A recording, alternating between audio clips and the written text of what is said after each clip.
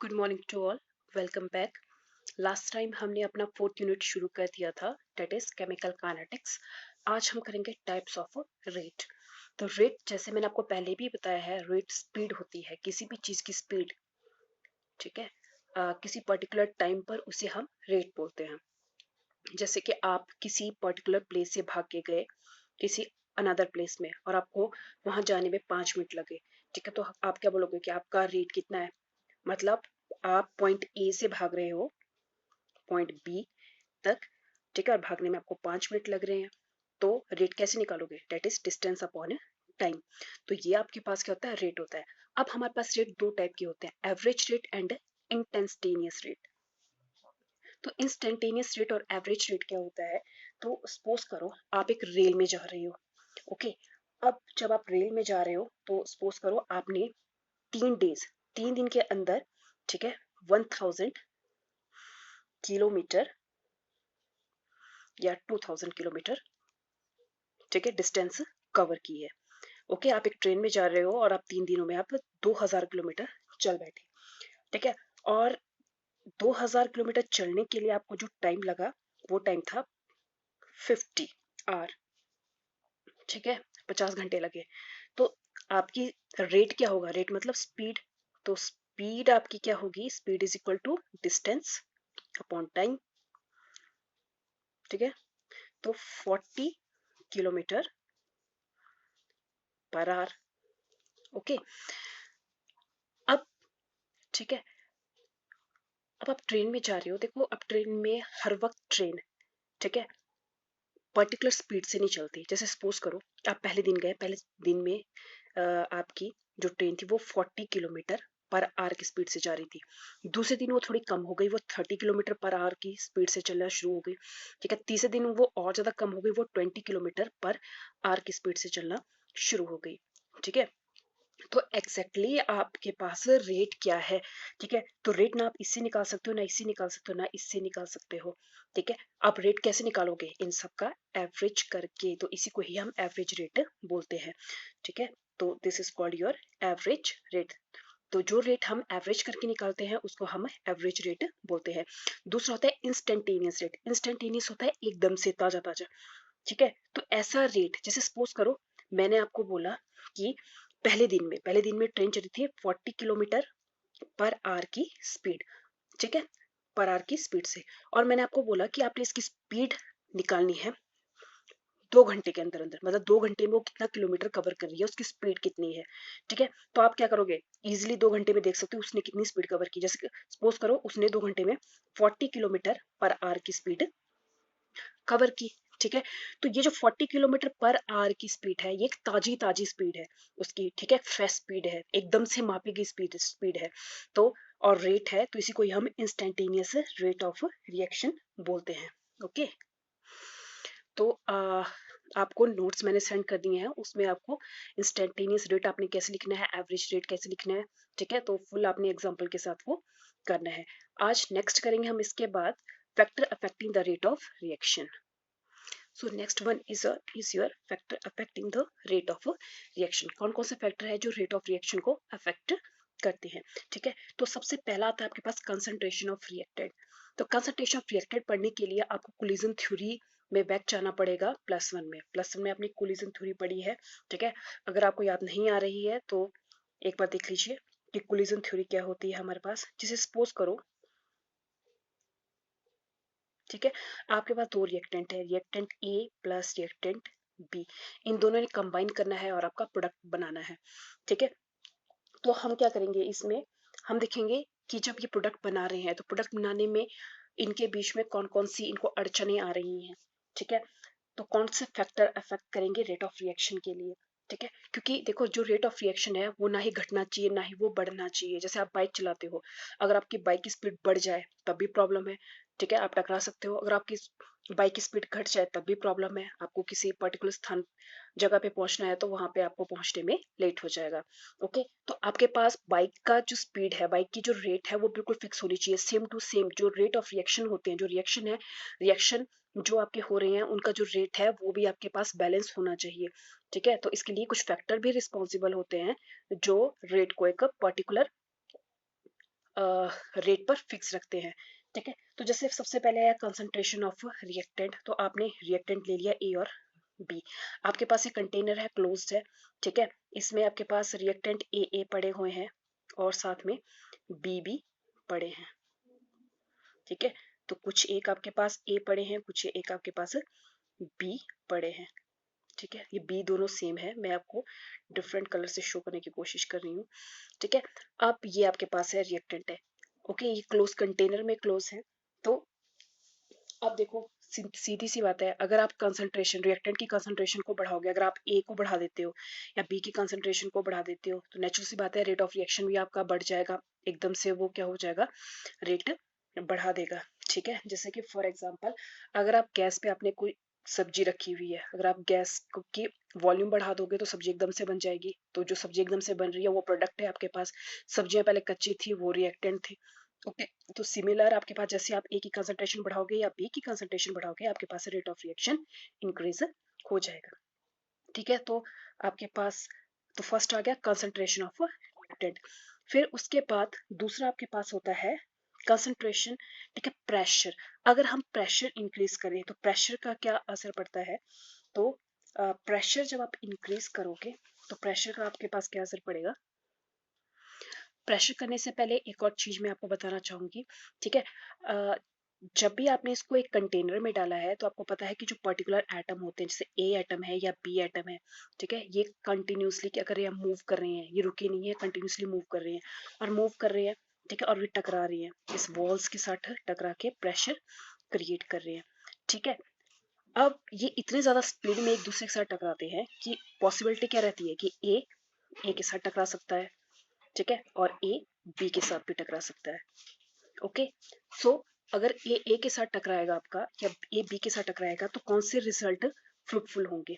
ठीक है, अब देखो, जब जब भी ए से टकराएगा तो रिजल्ट फ्रूटफुल नहीं होंगे, आपको कोई भी प्रोडक्ट नहीं मिलेगा। पर हमेशा ए से जब बी टकराएगा तभी आपको प्रोडक्ट मिलेगा। ठीक है, तो पॉसिबिलिटी क्या होनी चाहिए कि ए मैक्सिमम बी के साथ टकराए, ना कि ए के साथ टकराए। ठीक है, क्योंकि हर बार जरूरी नहीं है कि ए बी से ही टकराएगा, ए से भी टकरा सकता है। ठीक है, हर बॉल में सिक्स नहीं लगता।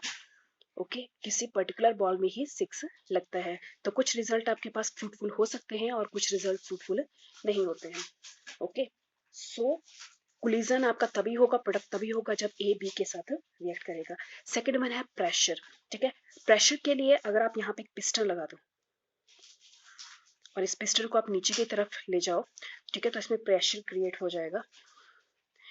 ठीक है, और देखो, जब हम प्रेशर क्रिएट करेंगे तो प्रेशर क्रिएट करने से क्या होगा, प्रेशर क्रिएट करने से, ठीक है, प्रेशर क्रिएट करने से क्या होगा, तो यहाँ पर प्रेशर क्रिएट करने से क्या होगा, ए और बी मॉलिक्यूल्स एक दूसरे के बिल्कुल नजदीक आ जाएंगे। ठीक है, पहले वो दूर दूर थे तो क्या पॉसिबिलिटी हो रही थी कि ए से टकरा सकता है, पर जब वो थोड़े नजदीक आ जाएंगे तो ए का बी के साथ टकराने की पॉसिबिलिटी बढ़ जाएगी। ठीक है, तो अगर हम प्रेशर इंक्रीज करते हैं तो नंबर ऑफ कोलिजन भी बढ़ जाएगा, रेट ऑफ रिएक्शन अपने आप इंक्रीज हो जाएगा। उसके बाद आपके पास है very important, third is temperature. तो नेचुरल सी बात है, जब आप टेम्परेचर बढ़ाओगे तो आपकी ए और बी दोनों की काइनेटिक एनर्जी बढ़ जाएगी। दोनों की अगर काइनेटिक एनर्जी बढ़ जाएगी तो दोनों फास्ट मूव करेंगे, और जब फास्ट मूव करेंगे तो फिर से पॉसिबिलिटी है कि ए बी के साथ ज्यादा टकराएगा। ठीक है, और हमें कुछ फ्रूटफुल रिजल्ट मिलेंगे। तो अब ये हो गया आपके पास टेम्परेचर। तो मतलब जितने भी हमने अभी तक फैक्टर किए सारे के सारे रेट ऑफ रिएक्शन को बढ़ाते हैं। नेक्स्ट है आपके पास, ठीक है, इफेक्ट ऑफ कैटालिस्ट। तो वेरी इंपॉर्टेंट, कैटालिस्ट का क्या इफेक्ट होता है। तो सबसे पहले आपके पास आपको पता होना चाहिए कि कैटालिस्ट क्या चीज होती है। तो कैटालिस्ट ऐसे सब्सटेंस होते हैं जो रेट ऑफ रिएक्शन को बढ़ाते हैं। ठीक है, जैसे सपोज करो एक आदमी आपके पास क्या है। ठीक है, ये कोई आदमी है यहाँ पे और ये गार्डन में घूम रहा है। ठीक है, ये जस्ट जॉगिंग कर रहा है गार्डन में।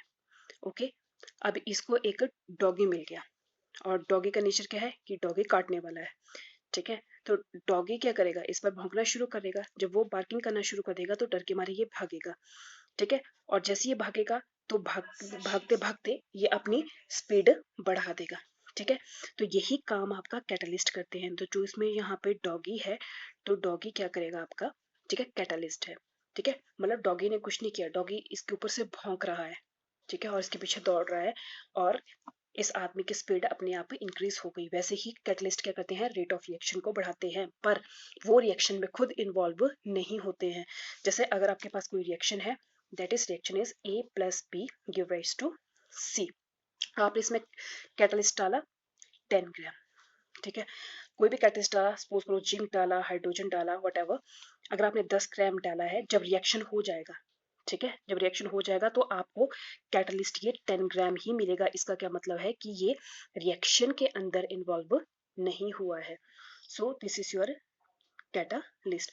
अब कैटलिस्ट रेट ऑफ रिएक्शन को कैसे बढ़ाते हैं, ठीक है, तो ये चीज इंपॉर्टेंट है। That is your A + B give rise to product in the presence of catalyst, ठीक है। अब इसके लिए हम एक ग्राफ बनाएंगे, ग्राफ। तो यहाँ पे हमारे पास रेट ऑफ रिएक्शन है, this one is a rate of reaction, ठीक है, और ऊपर को पोटेंशियल एनर्जी इंक्रीज कर रही है। सपोज करो इस पोर्शन पे आपके पास ए है, ठीक है, ए मतलब क्या है, रिएक्टेंट है, और आपके पास, ठीक है, रिएक्टेंट ए है, और आपने क्या करना है, प्रोडक्ट फॉर्म करना है। अब जैसे सपोज करो यहाँ रिएक्टेंट है और प्रोडक्ट आपका यहाँ बनना है, ठीक है। तो सिमिलर सी बात है, जैसे सपोज करो यहाँ कोई आदमी है ए, ठीक है, और यहाँ पे प्रोडक्ट बनना है पी, इसको यहाँ तक जाना है। तो यहाँ तक जाने के लिए उसको क्या करना पड़ेगा, और उसी किसी माउंटेन पे जाना है तो चढ़ाई करनी पड़ेगी। इस तरह से माउंटेन है, मतलब ये रास्ता है इस तक पहुंचने का, ठीक है। इसने ए से जाना है पी की तरफ, तो ये क्या है, आपके पास एक रास्ता है, ठीक है। जब ये इस पीक पे पहुंचेगा, ए जब इस पीक पे पहुंचेगा तो ये ए नहीं रहेगा, ए से ये क्या बन गया होगा, ए डैश बन गया होगा, ठीक है। क्योंकि देखो यहाँ पर आपके पास रिएक्टेंट 100 ग्राम है, पर जब ये चलेगा तो इसकी एनर्जी भी लूज होगी। जब इसकी एनर्जी लूज होगी तो यहाँ पे 100 ग्राम नहीं पहुंचेगा, हो सकता है यहाँ पर ये कितना रहे, 60 ग्राम ही पहुंचे, ठीक है। तो जब वो इस टॉप पोजीशन पे आएगा, ठीक है, तो इस टॉप पोजीशन पे आने के लिए, ठीक है, तो उसको ये रास्ता तय करना है। मतलब अभी रिएक्शन हो रहा है बिना किसी कैटलिस्ट की प्रेजेंस में, तो ए पहले जा रहा है, ठीक है, ए डैश तक, ए डैश फिर क्या बना रहा है, प्रोडक्ट बना रहा है। तो इस पोजीशन में आपके पास, ठीक है, ये नॉर्मल रिएक्शन है। अब यहाँ पे ए एक नहीं है, ए मिलियंस है, बहुत सारे ए ही, बहुत सारे ए है यहाँ पर, ए इज अ रिएक्टेंट, बहुत सारे रिएक्टेंट है।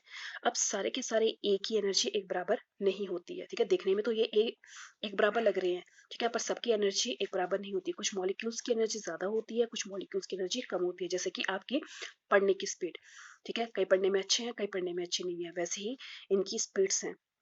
तो ठीक है, कुछ मॉलिक्यूल्स जिनके पास सफिशिएंट एनर्जी है वो तो आराम से, ठीक है, ये रास्ता तय करके प्रोडक्ट बना देंगे।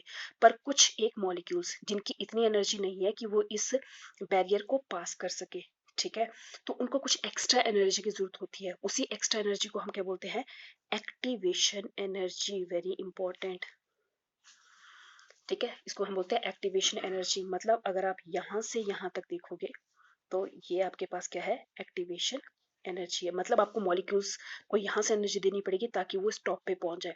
अब एक और चीज आपके पास है, जब भी कोई चीज आपकी टॉप पे पहुंचती है, ठीक है, उसको नीचे उतरने के लिए ज्यादा एनर्जी नहीं चाहिए, ठीक है, सिर्फ उसको इस चढ़ाई के लिए एनर्जी चाहिए, इसलिए ये हम इस टॉप को प्रायोरिटी दे रहे हैं।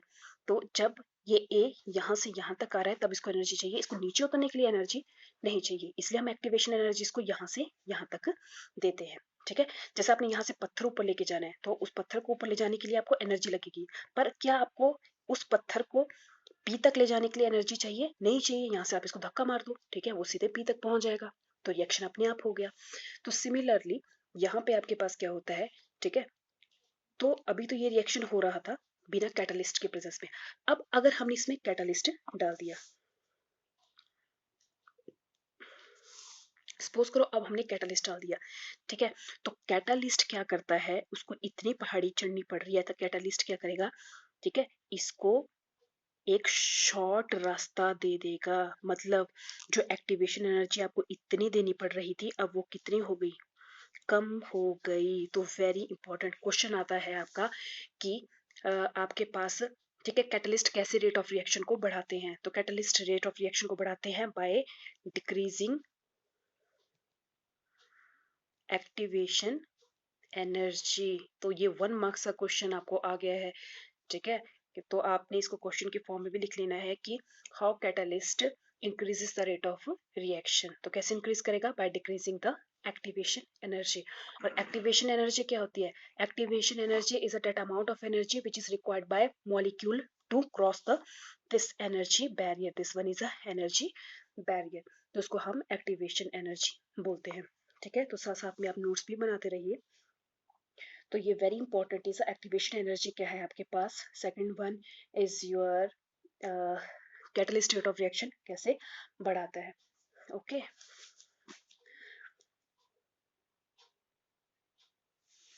Thank you.